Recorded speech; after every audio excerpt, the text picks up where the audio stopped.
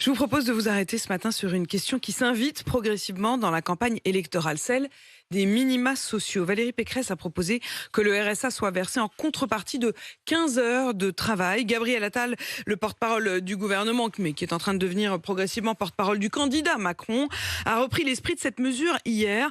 Il dit qu'aujourd'hui, le RSA est versé sans contrepartie. Et pour vous rappeler les chiffres, le RSA, c'est 565 euros pour une personne seule, versée chaque mois, principalement aux plus de 25 ans qui n'ont pas de ressources. Demain, faudra-t-il conditionner ce RSA à une activité ou à une formation? C'est la question au cœur du reportage de la rédaction, signé ce matin Alfred Orange.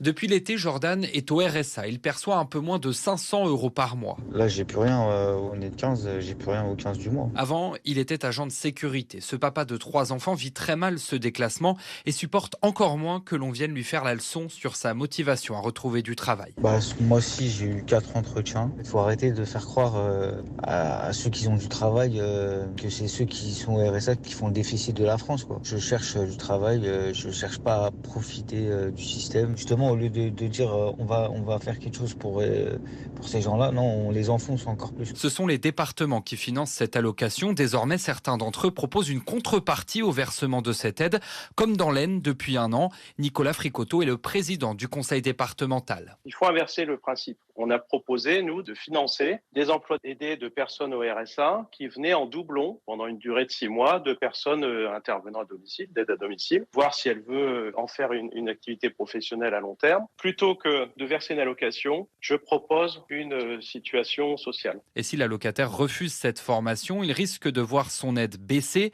Mais à grande échelle, cette proposition paraît difficile à mettre en œuvre, prédit Julien Damon, sociologue spécialiste de la protection sociale. Il y a 2 millions d'allocataires du RSA. Si vous voulez tous les mettre au travail, il faut trouver, s'ils sont à mi-temps, 1 million d'emplois. Même si ce seraient des emplois très particuliers parce que non concurrentiels, il est aujourd'hui inenvisageable de véritablement déployer cela. À mon sens, on ne progressera pas avec des coups dans l'eau politique, des coups de menton consistant à dire je vais mettre les allocataires du RSA au boulot. Ça n'est pas la voie. Ce professeur demande surtout un meilleur suivi des bénéficiaires car d'après lui, beaucoup sont encore livrés à eux-mêmes.